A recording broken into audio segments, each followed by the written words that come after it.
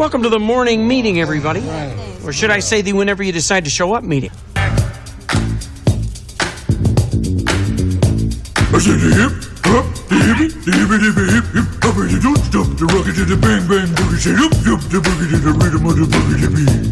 Now what the hell is to the twist, I'm ripping to the beat. I'm here, the groove, and my friend, you're gonna try to move your feet. See, I am Wonder Man, and I'd like to say hello. I do the black, to the white, the red, and the blue, the purple, and yellow. But first I gotta bang, bang, the boogie to the boogie, say up, the boogie to the bang, bang, boogie.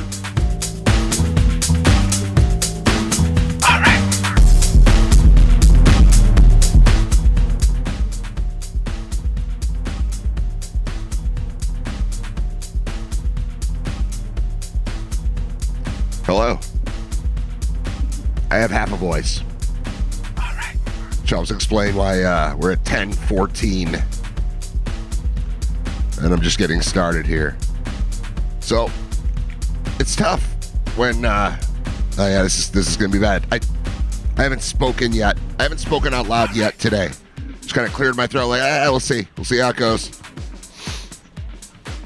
And I for sure know I don't have 2 hours of talking in me. The best part of the show is that Scott comes on at 11 o'clock. All right. The best part of Scott coming on is that Scott's a Giants fan. It's not always the best part of Scott coming on, but today, the best part of Scott coming on is he's a Giants fan. He watches the Bills. We do UB Bulls together. The 3 main football games I watched over the weekend, he watched too. I know we already talked about the Bills game because that was Thursday. But I texted him last night. I said, you know what's cool? You always talk about the Giants. It's like he might as well be talking about some Premier League soccer team. Not quite that, but we're Bills fans. We're NFL fans. He knows what he's doing, so he knows like the line. He knows what part of Giants fandom interests regular football fans, regular Bills fans, regular people. But last night the Giants played the Chiefs, and I said, you know what's cool is most people listening to the show probably watched the Giants play this week. So when we talk about the Giants, you'll like they'll know what you mean. So that part is cool. So having half a voice doesn't mean I'm going to cancel the show. Although in reality, if I was working at a radio station, I'd probably be like, "Hey, I need a co-host today, or I need a day off or something," because doing the show is not going to make tomorrow's show any better. I guarantee that. Doing this right now, sounding like this, I'm going to sound worse tomorrow because I'm doing this. But we'll be all right. I can handle it. You'll just hear some extra music today, I think. I think that's kind of the plan. All right. It is Writer Radio. It's episode 171. And I'm coming at you live from home. Because I work here. This is where I am. We have made a little bit of a switch. We're still broadcasting exactly where we were. So if you're listening in the same place you normally did, you're doing great. But there's now an option on YouTube. So if you go to youtube.com/@writerradio, you'll get me. And, excuse me, on occasion, you'll actually see me. Like right now, I just switched the camera's on. And it's actually pretty cool. Like I spent a lot of time over the weekend working on, I was doing like practice broadcasts and stuff. It doesn't seem like something I would do, right? But I was. Because there's a lot to this. There are a lot of buttons and triggers to push when you're streaming live simultaneously on multiple platforms, which I never thought I'd be talking like this, but here I am about platforms and views and downloads and streams and followers and listeners and comments and likes and subscribers and all this stuff. This is how broadcasting works now. There is still a role for, honestly, think about it. There's still a role for a person to host a show. But if that person wants to say anything of significance or import, that's television networks and soon probably radio networks are not the place for that. I was just thinking about this last night. I'm not going to say bothered. Yeah, I guess I'm bothered. The Jimmy Kimmel situation. I don't even watch the show very often. I'm pro Kimmel in general. Like, I enjoy when I see the show. I like the people that are involved in the show. I like Cousin Sal. But I don't typically sit down, oh, it's time to watch Kimmel. I don't ever do that.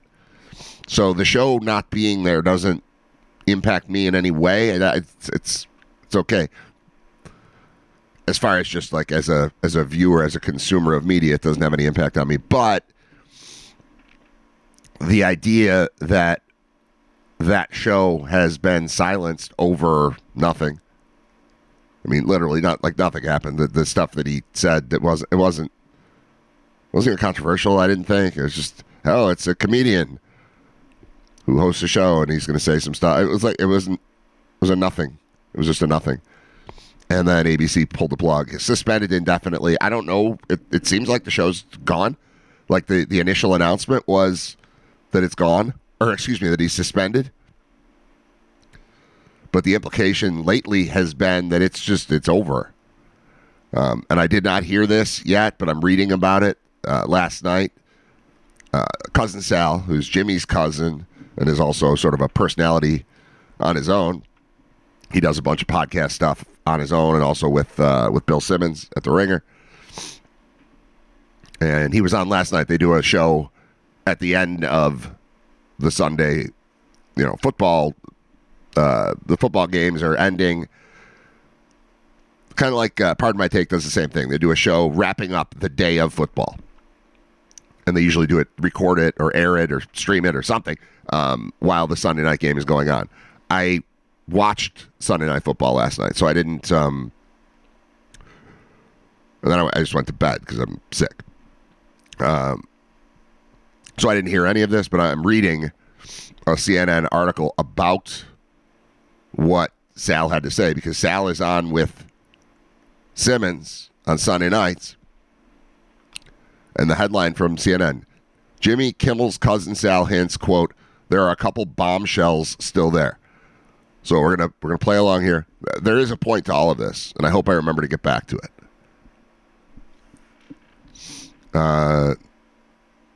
Sal Iacono, Jimmy's cousin, longtime writer and performer on Jimmy Kimmel Live, suggested Sunday the show may not be coming back on the air after ABC indefinitely suspended the program last week.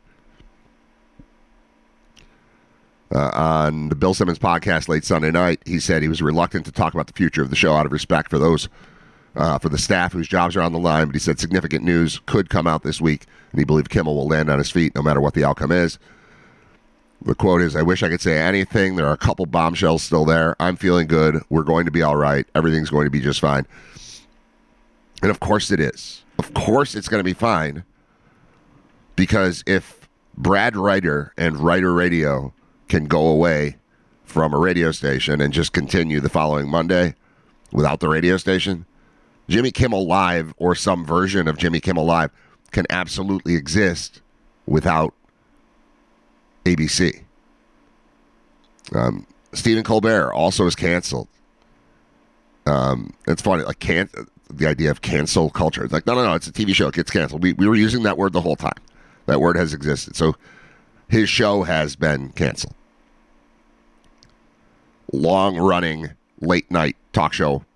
I think there's not necessarily room for this. It all feels really convenient to me, to be honest. Like the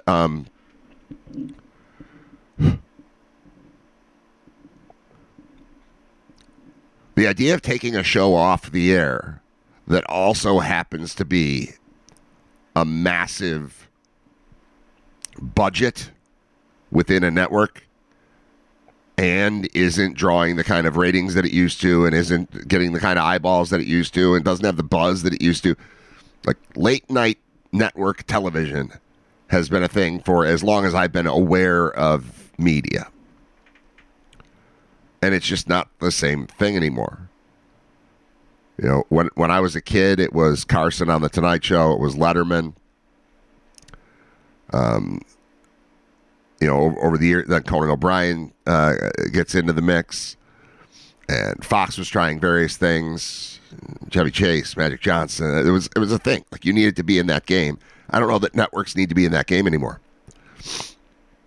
How do you clear your throat? I could turn the mic down. Yeah, I'll do that.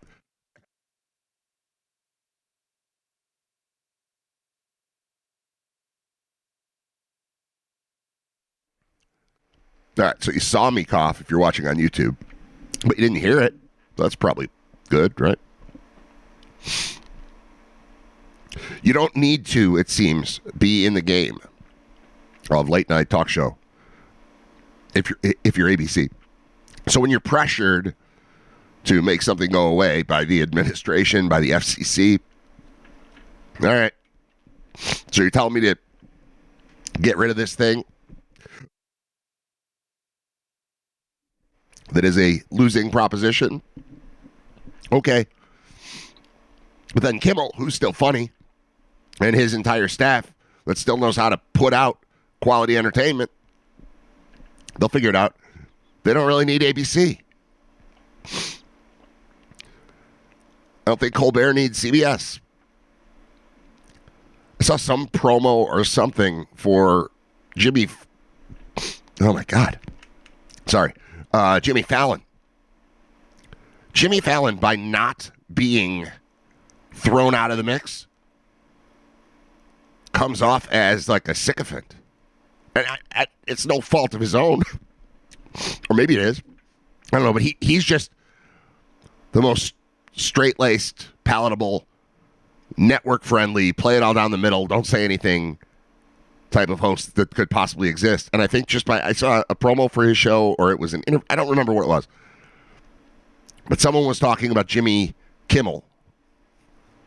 And then it just jumped into a Jimmy Fallon thing, a promotion of Jimmy Fallon. I was like, well, that's right. If you don't do anything or say anything, you're totally safe.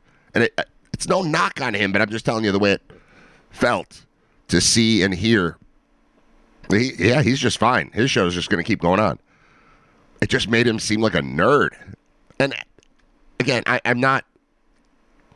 don't watch any of those shows really, but I'll see clips here and there, and he does some funny stuff. But it's all with the like straight-laced appeal to middle America type of vibe, which has never been my thing.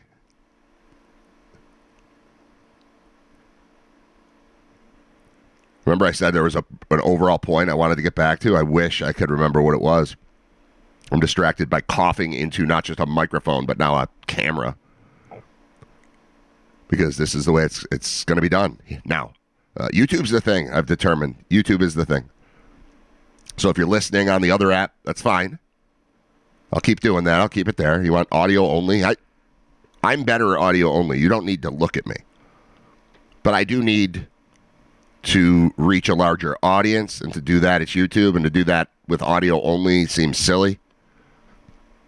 So whatever. I set up the camera. I move things around. I lit things up a little differently. I got rid of the curtain the last couple days I was doing the video. There was a curtain behind me. I got rid of the curtain and just let you see what's behind me in real life. Because why not? I also think it makes it look a little brighter and livelier. We'll continue to tweak that aspect of it. Kimmel doesn't need to go anywhere. He doesn't need to be on ABC, I guess is the point. The whole world is online. He could just be online. It's fine. You don't need a network. My prediction, he teams up with other people. And they become their own, podcast network is maybe the wrong phrase, but something along those lines. There's such a change in the landscape of media. And we as a society, and I'm not trying to equate myself with Kimmel, but I kind of am. I mean, I'm in broadcasting. He's in broadcasting. He wants to entertain you. I want to entertain you. He wants as big an audience as possible. I want as big an audience as possible. He's better at it than I am. He's achieved far more than I have in the broadcast realm. But honestly, I think Jimmy Kimmel would like my show. I like his show. I think he'd like mine. We kind of, sort of do the same thing. And I don't want you to think that I mean this in any like I'm awesome kind of way. It just, he gets up every day thinking, what is the thing I'm going to say today? What is the thing I'm going to do today that makes my show as entertaining as possible, that makes it as interesting as possible, that will make people like it and talk about it and want to be a part of it. He does that. I do that. So that's the same. He's better at it. I get that. But the concept, we're doing the same. We're doing the same thing.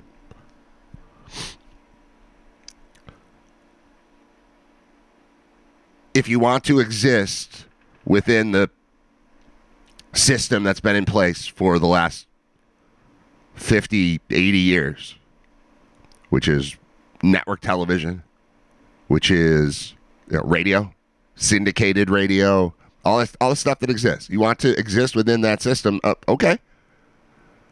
But those jobs are getting fewer and fewer. Like, they're not going to take Jimmy Kimmel off the air and replace him with a more boring version of Jimmy Kimmel and then say, yeah, it's the same show. It's just now we've got a guy that the FCC won't be all over us for. Maybe they will. But it seems to me like the idea of late night talk show, it's on the bubble. It's on the brink of extinction. And the only way to still be there is to be Jimmy Fallon, who doesn't say anything. And I'm not knocking Jimmy Fallon. But no controversy ever comes out of that show. So it's fine. So it's safe. So it can exist. Anything else that's remotely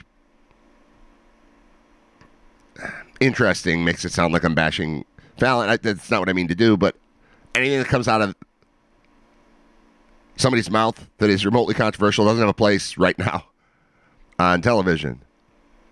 And, the radio part, I'm not sure how this applies. I don't know that Trump knows about radio, honestly. So maybe radio is safe. But I'm thinking about when I was canceled. Let's call it canceled, because that's cool. You're cool if you're canceled. It's not fired. It's canceled. I was fired in 2007, and within a year, the company that fired me because of my actions then decided, we're across the board, across the nation, we're no longer paying people to host evening talk shows.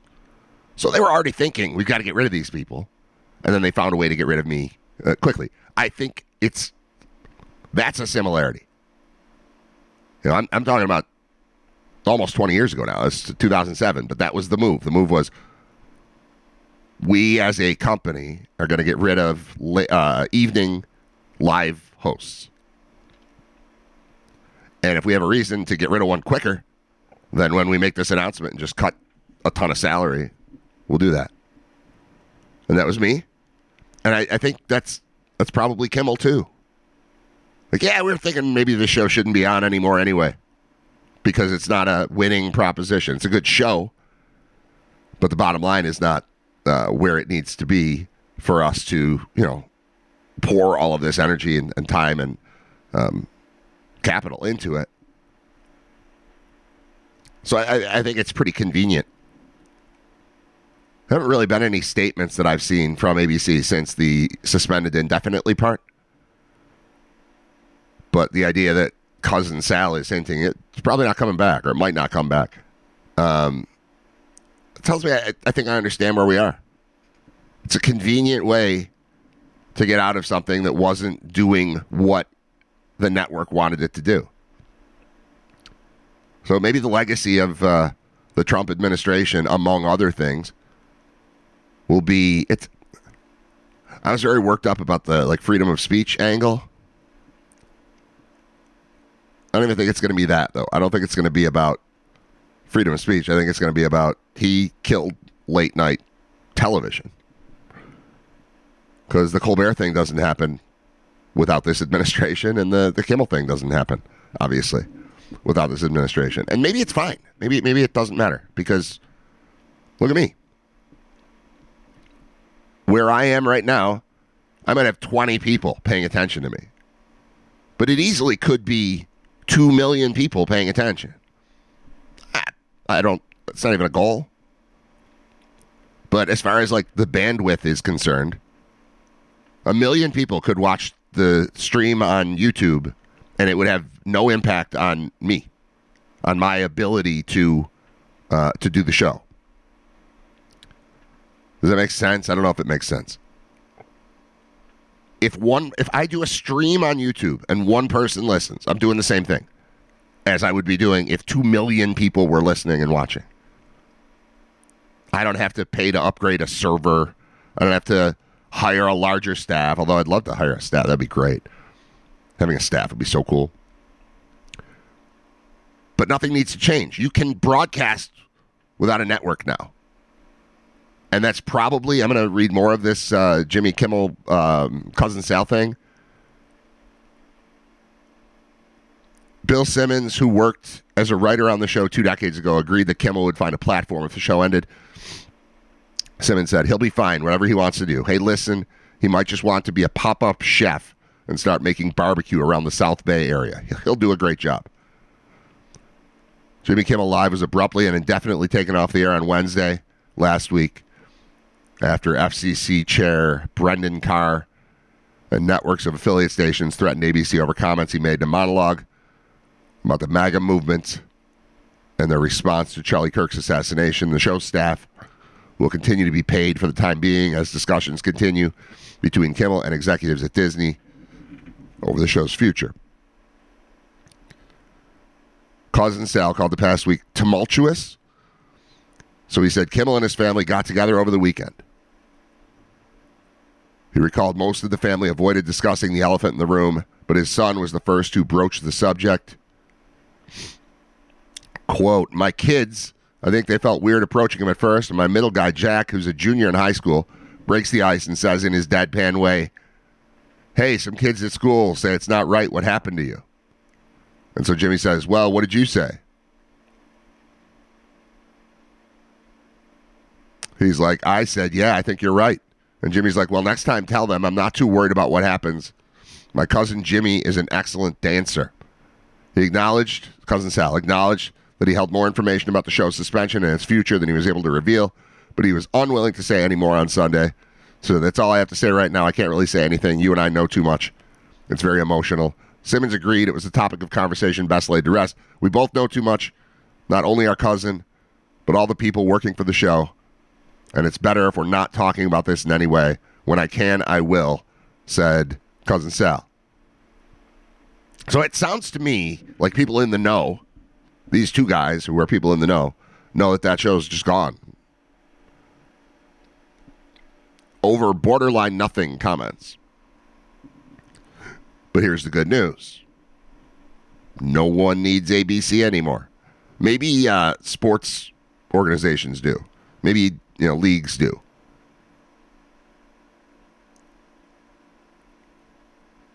But when you think about the media landscape, everything in the media, what is the only thing that needs to be live? It's sports. Nothing else needs to be live and presented in that way. I can't watch a football game after the football game happened because I already know the outcome of the football game. But even I watched the Emmys. The Emmys were last Sunday. I watched them Thursday night after the Bills game or something, or Wednesday. I don't remember when it was. But I had it. I knew I wanted to see it. I didn't want to see the whole thing, but I wanted to zip through it. I wanted to see what Nate Bargatze did. But I didn't have to sit there for 3 hours because it was live. I'll watch it later. I don't even think I recorded it. It just is available. I have YouTube TV. Doesn't that say it all? Watch what you want when you want.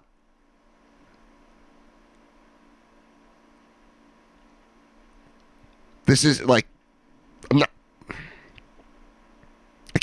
I'm censoring myself because I feel like things I'm saying are going to come across as arrogant, but I'm not trying to be arrogant. My point is, YouTube TV to me equals YouTube. I know there are different things. It's two different apps, whatever. I have to push two different buttons to get to YouTube or YouTube TV, even on my television. It's two different things. But the Emmys I watched on YouTube. TV, but still YouTube. Writer Radio's on YouTube. It's the same thing. I am one person in a suburb of Buffalo, New York, and I can get in front of the world if what I put out there is compelling enough. It's not compelling enough for the world to be interested. I know that. I recognize that. But if it becomes that, this show can be as big as Jimmy Kimmel Live could ever be at ABC. Like, even just doing this show here, if suddenly the right person from ABC saw it and said, hey, Brad, I know we got rid of Jimmy Kimmel, but we think you'd be the perfect person to replace it, I wouldn't need to say yes. I'm not saying I would immediately turn it down. I'm also not saying that they would offer it, but you understand the point I'm trying to make. The point I'm trying to make is broadcasting can be done without broadcast companies. Here comes a sneeze.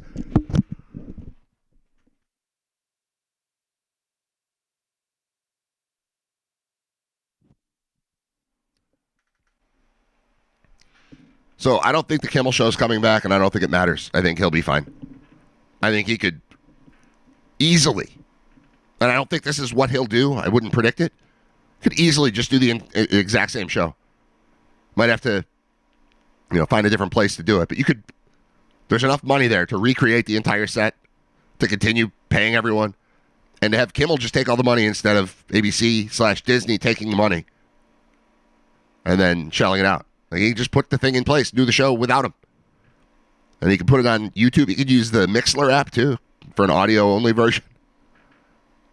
But the overall point is, network is not necessary anymore to provide entertainment to whatever size audience is interested. They will find you. Nobody doesn't have YouTube. I shouldn't say nobody, but the percentage of people who have the ability to watch something that you put online, what's that, 99?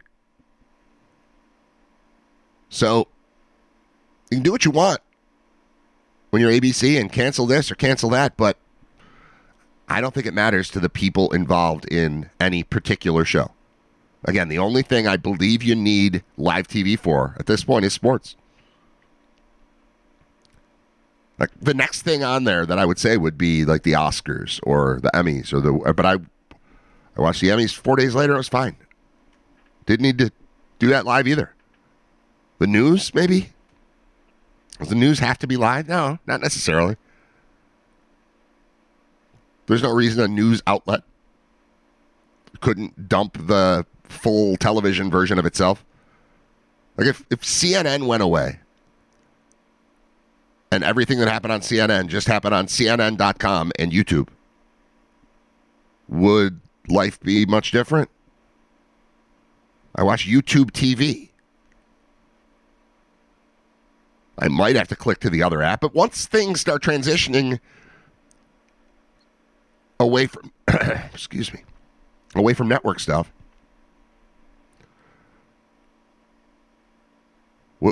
once we're used to it, once we know how to get to the place to consume the thing, do we need that channel?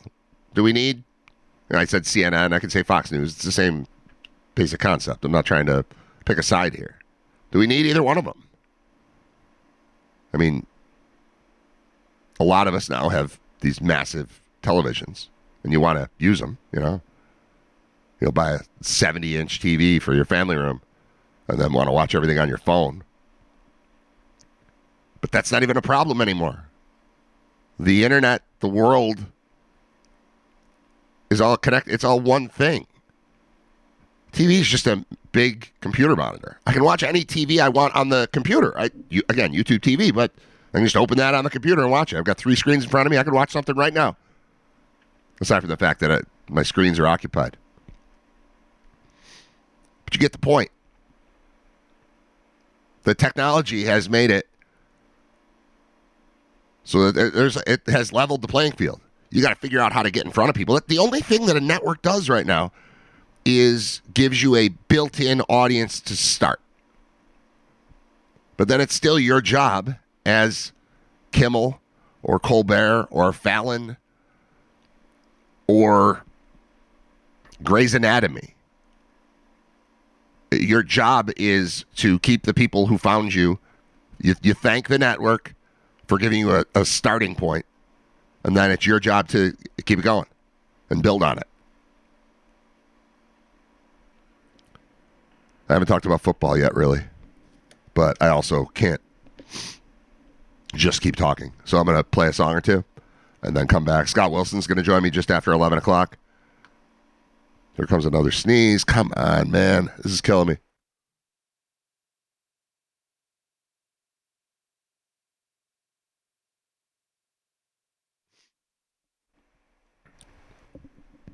Got up yesterday. My wife's like, "Are you sick?" I was like, "No." "Why?" She's like, "You sound terrible." I said, "Well, this is the first I'm speaking. I just woke up. I snore. My throat hurts. That always happens." So then, of course, she feared COVID. She had COVID, I don't know, 2 weeks ago or something. I feared I had it a little while ago. I tested. Nothing. Now I might. I don't know. I don't think so. I think it's just a cold. It feels like every other. Here's how I very rarely get sick. And then when I do, it's this. Like, it's a sore throat for a day, then it's a cough for a day. The sore throat thing goes away, it's a cough. Then it becomes I'm stuffed up, and then it becomes I'm sniffly. It's like a 4 or 5 day process of symptoms cycling through me, and then they go away. And that's what's been happening. So I woke up yesterday with a sore throat, very little voice.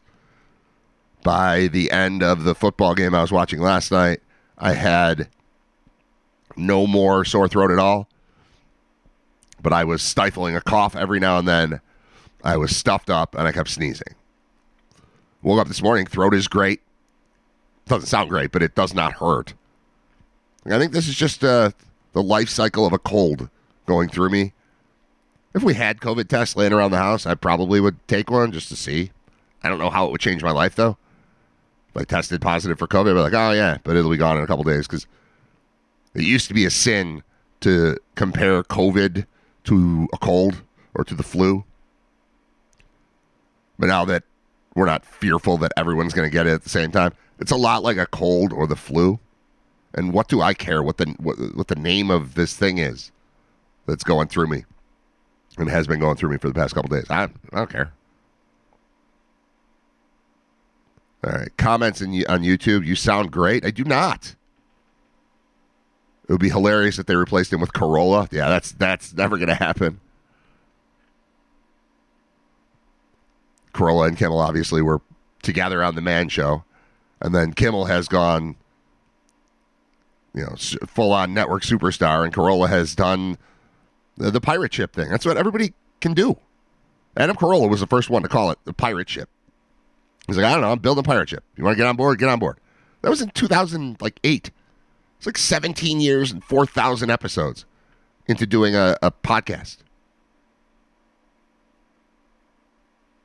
I know, like, Joe Rogan gets the hype for being the guy that has, really built his name on the podcast thing. But he does a show once or twice a week. They're very long. Corolla just is like, "I'm just going to go to work." I kind of took a cue from him. The first podcast I ever listened to, it was 2008. And I was working an office job. I had multiple jobs at the time, but I was working an office job, and I was just like making copies and scanning things. It was full-time. I had 2 full-time jobs at the time, but I didn't really have to talk to people. So I had headphones, and I was like, I've heard about this podcast thing. I wonder what that is. So the first one I thought to listen to was Bill Simmons. And I listened to Bill Simmons. In the first episode of the Bill Simmons podcast that I ever heard, he had a guest on. It was a Friday. He had a guest on, and it was Adam Carolla, who announced on that show that he had been let go from his radio job, and that someone told him that on Monday he should start a podcast. He didn't really know what it was. But he's like, "I'm just going to do that. So I'm going to go and do the thing. I'm just going to keep going. I'm just going back to work." And that's kind of what I did. My show ended on a Friday. That was episode 100. It's like, all right, episode 101 is coming Monday, writerradio.com. I'll figure it out by then. And I did. And it's, we're getting better. We're 71 episodes into that now. This is 71. And, what that was on day one compared to what that is on day 71. Entirely different, but it's totally doable. How do you get paid? Well, you get sponsors. Thank you to Brian Janik at the Financial Guys. FinancialGuys.com, 20-year plus insurance broker, independent insurance broker, and you don't have to pay him. You just get in touch with him. He helps you navigate the world of insurance, especially if you're approaching 65 and Medicare is about to become a thing. Brian's got you covered. He gets paid through insurance companies, not through you. So he'll just help you figure out the best way to make your life easier. And that's how it works. You do something where someone's like, hey, I'd like to talk to your audience, please. If you build an audience, and then advertisers want to talk to your audience, and then if that works, then more advertisers want to talk to your audience, and it's just, that's all you do. And that's what Corolla did in 2008, wisely. He didn't know what he was stepping into. He was just like, well, I'm going to keep working, and we'll figure the rest of it out. So that's where we are here, too. For a guy who says he doesn't have a voice and who keeps coughing and sneezing, I've been just talking for 40 straight minutes, which is stupid. So I'm going to play a song. I'm going to take a break. Scott Wilson's going to join me just after 11 o'clock. In fact, I think I'll probably play 10 minutes of music. It's 10:50? Yeah, I'll play 10 minutes of music, and then we'll hear from Scott after that. How about that? Okay. Thank you for listening to episode 171 of Writer Radio. This portion of Writer Radio has been deleted for the podcast version. If you want to hear everything that happens, listen live weekdays 10 to noon at writerradio.com. Let's check in with Writer Radio's senior football correspondent, Scott Wilson. I don't usually take a call from Scott Wilson without checking, answering the phone off the air first. I did it. I think it probably worked. I think he's fine. I think he's here. Are you here? Am I on the radio? Yeah, sort of. Oh, my God. Yeah. You're on something bigger than the radio. It's YouTube. Ooh. Yeah. I want to read you the last message that came in 1 minute ago. I read this, and then I thought, I should talk to Scott about this. And then the phone rang, and it was you. The last message that came in, well, there have been a couple since then, says you always wanted to see a football player give a thumbs down going off the field. Nick Bosa did it yesterday. Did I or did I not text you exactly that after I saw it happen? Yeah, I did. It was great. I did receive a very excited text from you saying it happened. The other Bosa actually did a thumbs down. Yes. So it's not quite the same. No. You're supposed to be on a stretcher. It's supposed to be. It's like the anti Mike Utley is what we're looking for. Like, this is bad. This is super bad. This is terrible. Get me out of here. Oh no. No, he gave it. He was like talking to his wife or his parent. I don't even know. Like, he was specifically looking up toward like the suites or the boxes or something. It was like this is not great. On his way out. But I didn't bring you on to talk about that. I just want to point out, yes, thank you to Haas, who pointed that out in the chat, but I did notice it, and I loved it, and I documented it and pointed it out to Scott yesterday. It didn't get past us, which is cool. How are you? And I'm good. And just so that everybody at home knows that bit that we did talking about that was, 2010? That sounds right. Something like that. And whenever a major injury happens in almost any sport and one of us sees it, there's an almost immediate text message to the other person that's like, hey, Joey Bosa. It just says Joey Bosa and then 2 thumb down emojis. Right. Yeah. So that we know it's a running joke for 15 nothing years. else needs to be said. It's just it's the joke, but it also serves as like a text alert that you're gonna have to get on Twitter in like 5 minutes here because there's gonna be a clip of someone's leg snapping or something crazy. Just something crazy in this game just happened to this. So it's that's a good moment. I'll have to I might find it. I'll try to find the clip of him doing that and maybe just screen grab that so I could start sending that as well? That's a good idea. You could turn it into a GIF or GIF or whatever we're calling those. No. Get like a looping video. Yeah. I think that's a good idea. I think I'm capable of doing that. I'll take a look. We'll see. I have another thing going like that where this girl that I was friends with, she's a woman. I'm a man. She's a woman. We're not children. But she doesn't live here anymore. But we used to hang out a lot. She was a big baseball fan. And back in the day, she's a Yankees fan. I'm not a Yankees fan, but I'm a baseball fan in general. We had a thing going where anytime if one of us caught, it's the sixth inning, you turn on the Dodgers game, it's the sixth inning, and somebody's got a no-hitter going, there was always a text. It's like, hey, FYI, Dodgers pitching doing really well right now. You obviously don't talk about a no-hitter, but you still want to notify your friend to do it. I have not heard from her in, let's say, 10 years. She lives in Wisconsin now. We just don't talk. She's married. She's got kids. I'm married. I got kids. Like, whatever. We were never we were just friends. We played sports together, like co-ed football and stuff. I got a message from her out of nowhere like a month ago that says, hey, are you watching the Little League World Series by any chance? And I was in the middle of a conversation, so I didn't reply to her. I was talking, and I even said to my wife, I'm like, I just got a text from her. I bet somebody's throwing a no-hitter right now. And as I said that out loud, she wrote, crap, I jinxed it. Never mind. Like, it happened that quickly in the amount of time. So, there are running, like, sports joke text things that go on in America that are worth exploring. I don't know. I don't know why I just told that story. It doesn't matter. Let's talk about... Go ahead. Well, I'll throw one other thing. Some buddies of mine that I used to work with, and it's like once a year, it'll be like, oh, Merry Christmas. How are the kids? Oh, good. How are yours? Good. And any other communication is about a famous person's death. Yeah. And it all stemmed from, we were all in the same group and at work. And eventually there was like a meeting where we were like, hey, we keep emailing so-and-so, but we keep getting there out of office. I don't know if they forgot to turn it off. Oh, no. And the boss was like, well, they're dead. So now it's always the text message between us is always like, oh, hey, it'll just say Robert Redford out of the office.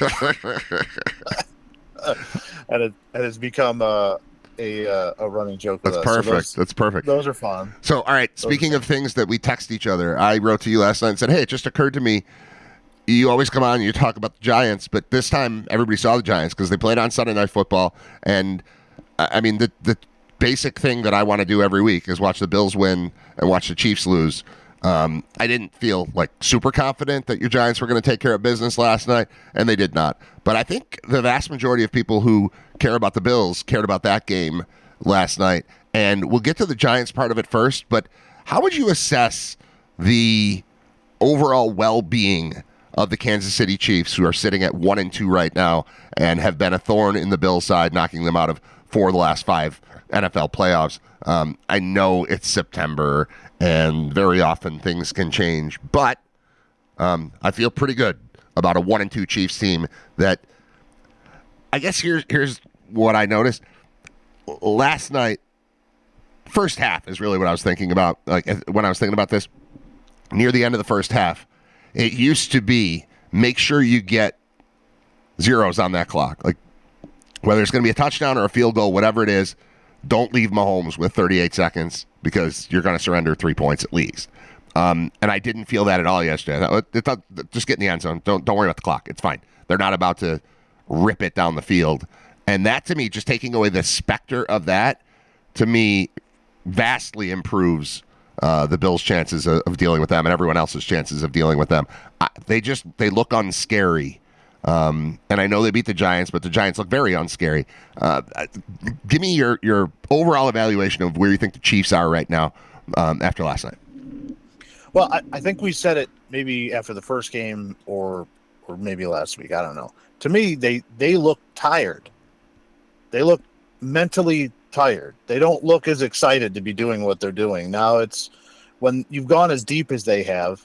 I mean, 5 of the last 6 Super Bowls is something. It's a lot. That's a real thing. That's a lot.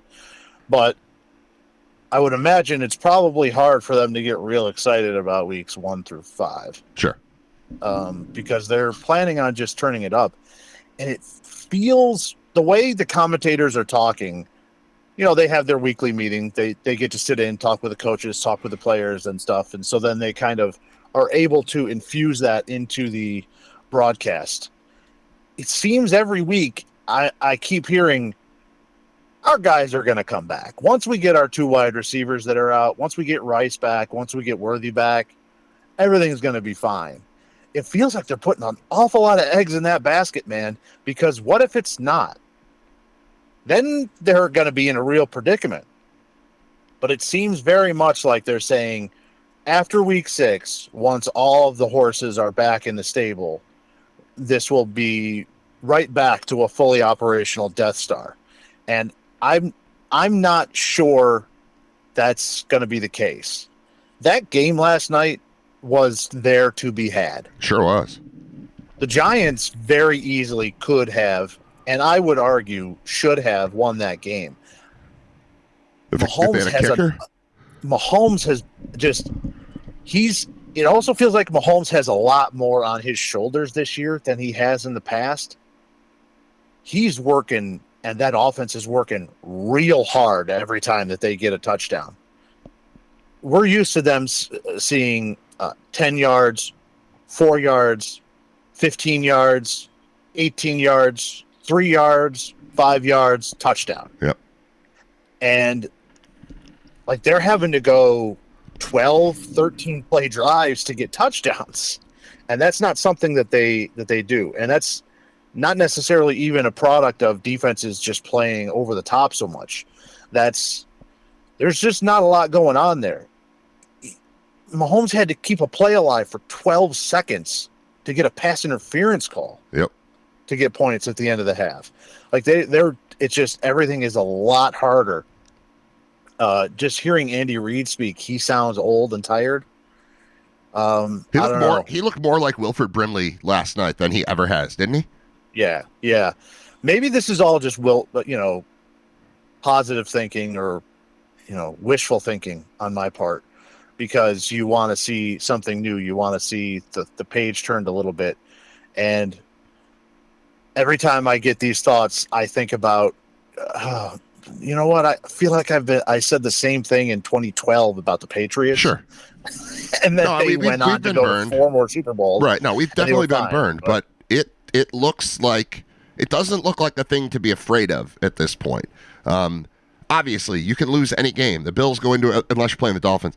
The Bills go into, if you're the Bills, I mean, they go into every game likely to win with a chance of losing, and the Chiefs feel like that. The specter of them, like, oh boy, here comes that thing.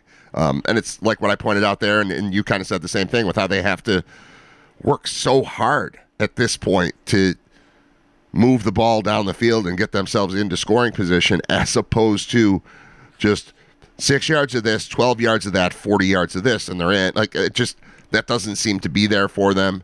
They had a little bit of a breakthrough from the young wide receiver last night. Maybe there, Thornton. There may be some, there may be something to that. Like, I strongly considered checking the waiver wire in fantasy football, see if that guy's around. I'm not going to, because I don't want to have to root for the Chiefs in any way, so I'm not doing it. But I think there's something to be said for the team, even if it's still talented, even if it's still capable of beating you. The mystique seems to be vanishing, or seems to have vanished for this year. It can obviously come back. Mahomes is a superstar. He's going to the Hall of Fame, all that sort of thing. But even that, just watching him, and it's him being frustrated is very enjoyable for a fan who has been a victim of his success over the past 7-8 years. I think that there's something also to the way they lost in the Super Bowl. Yep. That was not a 24-21 situation. That was a straight up bludgeoning. They got crushed in that Super Bowl. It helps. And I think that there's a little bit of that going on as well. Plus, they lost to him again They've lost to the Eagles 2 of the last 4 games. So I think that there's a little bit of that, and there's a little, as a Giants fan, I didn't expect coming into the season saying, all right, well, the week after you play the Chiefs, you have to play the AFC West leading Chargers. Yeah. And you just lost to the worst team in the AFC West. That's weird. Yeah. That's a weird situation. So, I would assume that they're going to improve as the season goes along. And I've been burned by thinking it was the end of the Brady situation before. So I'm not going to throw in anything yet. But if you're going to play them, you definitely want to get them now. And I think another aspect of this is their division is much better than it has been the last 4 or 5 seasons. Chargers look real. The Raiders, not great, but they seem to be at least putting up fights in games, which they haven't been the last 2 seasons. And the Broncos, the Broncos have a great defense. The Broncos have now lost the last 2 games, despite not trailing for a single second in the fourth quarter. That's tough to do, and they've done it in back-to-back weeks. So yeah, they're 1-2, but they're much better than that.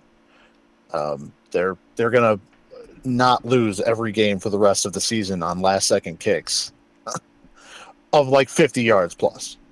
I'm happy to see that happen to them. They did that to the Bills in 2007. The Cutler game I was talking about the other day. The Bills didn't trail the entire game until the clock read 0 after, I don't even know who it would have been. Jason Elam probably kicked a field goal to beat them.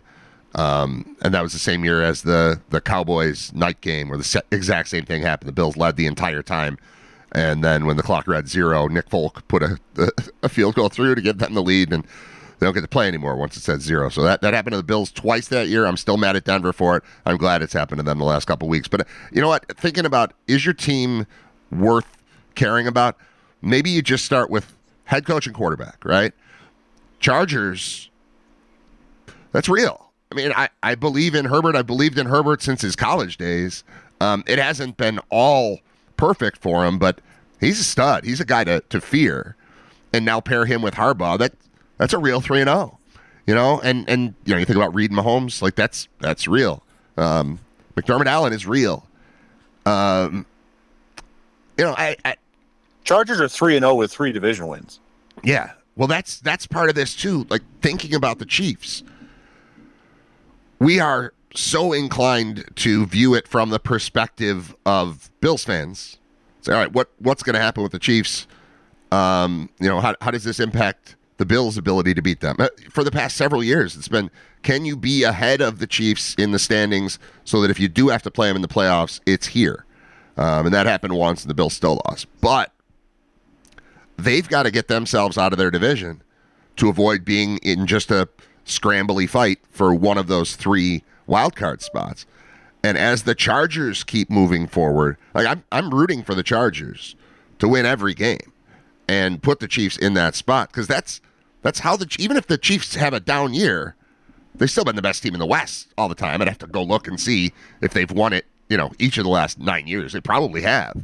But if you kick them out of that and put them into some kind of a fight with like the teams in the AFC North, whoever doesn't finish on top there, Baltimore. Whether it's Baltimore or the play Bengals Baltimore in Baltimore week, right? The wild card week, right? Get rid of one of those teams right off the bat. Yeah. So all of that sounds incredible. Why didn't the Giants have a kicker last night? I guess he got hurt in pregame. Did he? Same thing happened last year. The guy's missed 16 games over the last 2 years. Graham Gano. This guy's got to go. He's got to go. I don't get it. I don't get it. They keep him around. He's always hurt. There's a million kickers out there. There's a million. They get cut all the time, and then they go somewhere else, and they're fine. Cut this guy.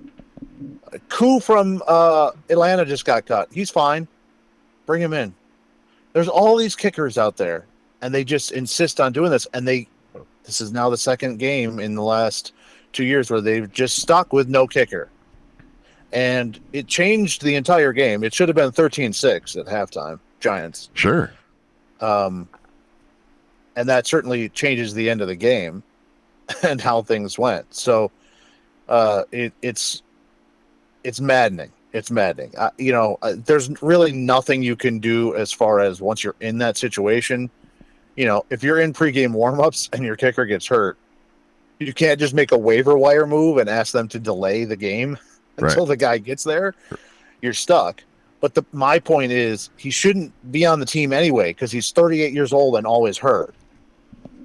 Enough. This stuff happens with him. We've already been through this before. Stop. Get him out.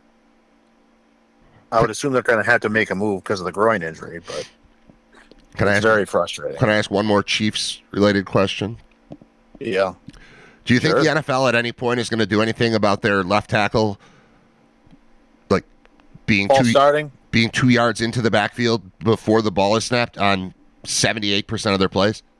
Yeah, I don't know what it's going to take to get that fixed. Why is that okay?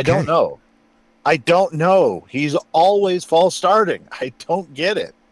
Now, let me just preface this. He might be actually moving on the call.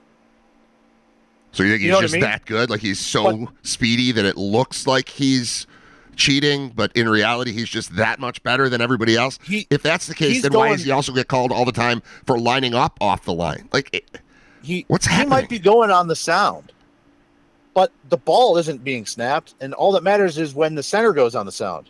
Right. It's the ball. That's my point. He's offsides. Or he's false starting, and it happened last night a couple of times on fairly important plays. It happened like 11 times last night. It's half the play. I mean, oh my God. When they're in pass protect, he is in the backfield before the ball is snapped consistently, and it never gets called. I don't understand. There's all this outcry about Philly and the tush push and how they're doing it. Like they're doing it collectively, and that's not getting called. And then who was it? The Falcons yesterday got called for it, but Philly didn't. It's more obvious to me with this Chiefs guy. What's Juwan Taylor? It's constant, and it's been that way for 2 years. This is season number 2 of him just doing that all the time. I don't know. It's crazy to me that it doesn't get talked about or explained or anything. It's just, oh yeah, that's fine. It's not fine. It's not fine to me. All right, we don't need to stay on this game anymore. What else is going on? What else? Can I just bring up the Giants? Russell Wilson's got to be done. He's got to be done. I'm not even calling for Jackson Dart. I like Jackson Dart. In the last 10 games of the season, I'd like to start talking about him. I need Jameis Winston in there, though. Yeah. Because Jameis, I know this. When he's got 4 shots inside the 10-yard line, down by 13 points with 4 minutes to go, he's not going to throw the ball 4 straight plays out of the end zone, not anywhere near anybody. The end of that game for Russell Wilson is one of the most ridiculous it was terrible. 4 plays I've ever seen. It's 4th down. He steps up in the pocket and just rips it off the crossbar. There wasn't a receiver in the middle of the field. He just rips it off the crossbar as hard as he can. It's one of the most ridiculous plays, the dumbest plays I've ever seen. And that for me would that would be enough. That would be enough for me. He's done. He's got to go. He's got to go. He made one good throw last night, and it was on that same drive, right up the seam to Wan'Dale Robinson. But it's either he's only throwing it to the check down backs out of the backfield and swing passes, or he's trying to rainbow it as hard as he can down the field. Nothing else. There's just nothing else. And I think he also right now is having a really hard time with seeing the receivers. I don't know in his age if he's lost some height here, but there were numerous times last night where he's leaving the pocket when he didn't need to. And to me, the only reason I could see him doing that was I need to throw this to the out this guy by the sideline, but I can't see it. So he had to run out. He gets chased down, and now he's throwing the ball to guys along the sideline. He's terrible. He's terrible. And my goodness, how bad are the Dallas Cowboys defense? It was bad. If that guy went for 450 on you, Josh Allen might throw for 700 yards on the Dallas Cowboys if they played this year. I mean, that's crazy. It's crazy. He's gotta go. He's gotta go. I just typed in Dable Russell Wilson, and here are the headlines that came up. Brian Dable on fans booing Giants, and Russell Wilson, quote, I would be booing too. Giants takeaways from week 3, loss to Chiefs. Brian Dable's frustration signals something. Wilson booed among chants for Dart in Giants loss. Dable refuses to say whether Wilson will start versus Chargers. All right, I'm going to click that one. Do you know anything about this? Do you know what he has said so far? Let's dig right in. Excuse me. I mean, I would think that he's still going to start against the Chargers. To me, they don't want to put Dart in against this murderer's row of first 5 or 6 games. Right. They're trying to avoid that because you could be in a situation where you're fired and then this kid's confidence is crushed. Right. So they're trying to get to the other side. And this is why I said this is one of the more interesting teams in the league, because they were trying to thread this needle. Can they get a couple of wins out of this and then be respectable and be competitive in games and show that they should still be there and then have to worry about the quarterback? Well, they missed their opportunity to get the win against the Cowboys. They didn't finish it out. They missed the opportunity. Right now, none of this is being talked about if they're 1-2 with losses to the Chiefs and Washington, two playoff teams. None of it is being talked about, but they blew the Cowboys game. So now they're 0-3, and this is the situation you're going to get yourself in. Now you're facing a 3-0 Chargers team who looks good. You know, Justin Herbert, who hooked up with Madison Beer and hasn't lost a game since.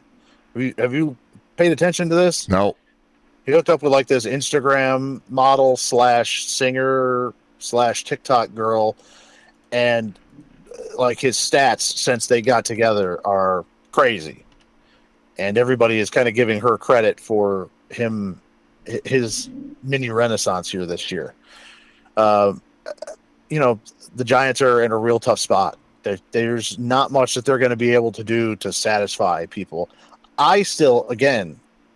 Winston is still a viable option unless they're sitting there calling, again, the Bengals saying, you sure you're sticking with Browning, or what's going on over there? Because you guys just lost by 1,000,000 points to the Vikings. That looked pretty brutal. We still got a guy over here if you'd like. If they'd like Russell Wilson, I will definitely do that. But I think Winston should play. I think he should. I think he's good enough to get play here. I don't want to. Yeah. I would put him in the next game. I've been asking for that since the preseason, and I think you and I. Excuse me. Hold on. I think that you and I are the only people, considering him as the viable option, at least publicly. I haven't heard anybody talking about Winston's got to get in. All these headlines they got to get to Jackson Dart. I don't know that they do. This team shouldn't have both Russell Wilson and Jameis Winston on it. It's weird that they do. So just switch it. Go to the other one and try that. I mean, it's more fun. I'm just a fan of the NFL, and it's more fun. And I think they also did this to themselves by making Dart quarterback number 2 right away, instead of listing him as the emergency quarterback and having Winston as the number 2. They've kind of put themselves in this situation where people are already saying, well, if you're going to take out the starter, then number 2 should go in. And that's been Dart. So I don't know. It's not a good situation to be in there as a Giants fan. And as a fan of Dable, it's getting very difficult to defend him at this point. No, that's too bad. That's too bad. All right. Is there anything else in the world that you'd like to discuss other than the Giants and the Chiefs and the Bills? You don't have to. I'm just going to throw out there, sorry about my week 3 pick. Oh. I took Illinois 6.5. Got 6.5. They ended up losing by about 50 points. But if you took my advice with that 11 p.m. chaser, there you go. You got that Michigan State play. But still, Illinois, they laid an egg. Do we talk at all about UB? Sure. Yeah. That was terrible. It was a terrible finish. That was a frustrating loss, but again, not in the conference.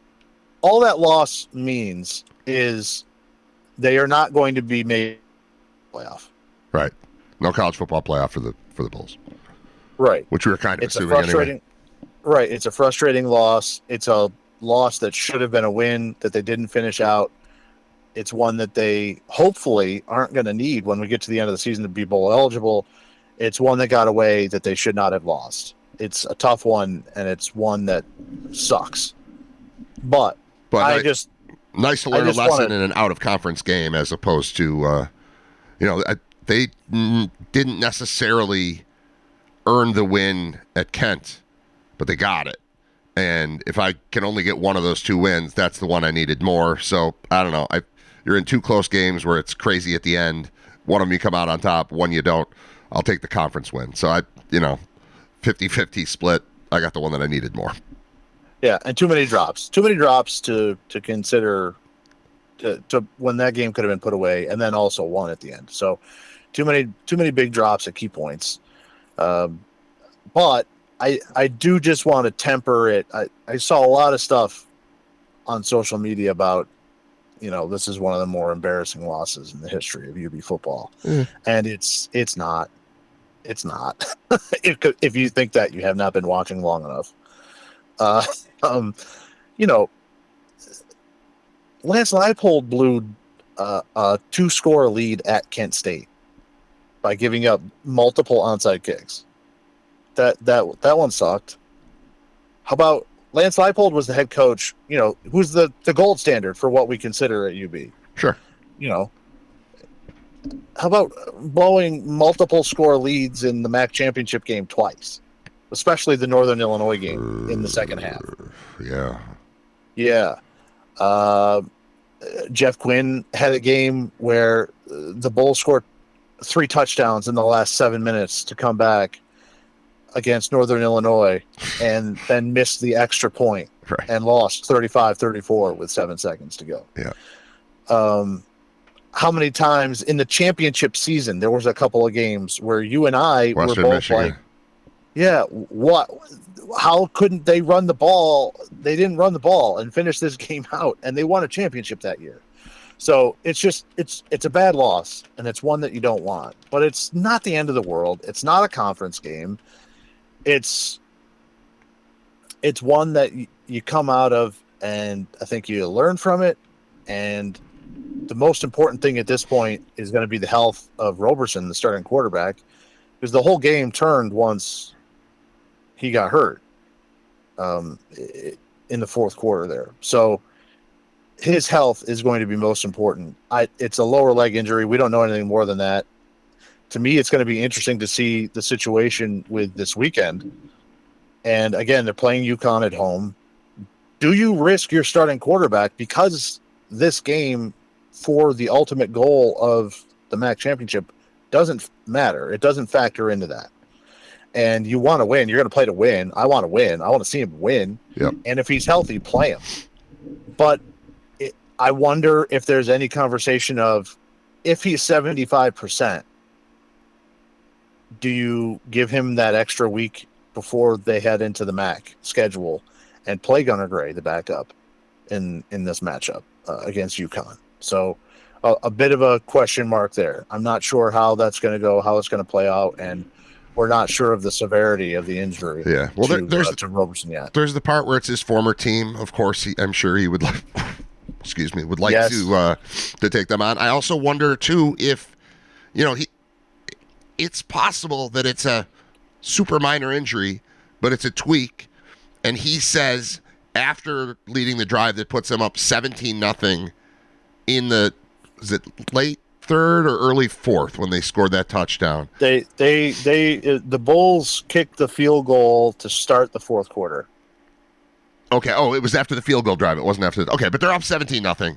And at that point, if he's like, "Hey, we've got a really good defense, and this hurts," if they collectively, I don't even want to put it on Roberson, but if he's like, "This doesn't feel right," and do you really need me right now? You're up 17-0. Just go stop them like you've been doing all day, and then you'll have me for next week and the week after that. Like, I can see that decision being made, and then I can also see not wanting to push a panic button and say, we got to get you back in there. I know you're hurt, but get back. Like, I get how it fell apart. But I wonder if maybe the injury is minor enough that it just seemed like the right situation to take him out and not have him. Because you should be able to finish that game without finish that game without him. I'm sick, Scott. I don't know if you can tell. It's okay. Yeah. No, they should have been able to finish that out. Should have been fine. You know, one thing that, you know, again, I'm not putting too much on this game. You certainly have to learn from it. But one thing that I think definitely needs to be looked at here is this is now 3 games where the defense has had a long time on the field in the fourth quarter. They've had a very hard time getting off the field in the fourth quarter. They did it a couple of times, and this time in this game, the offense didn't back them up.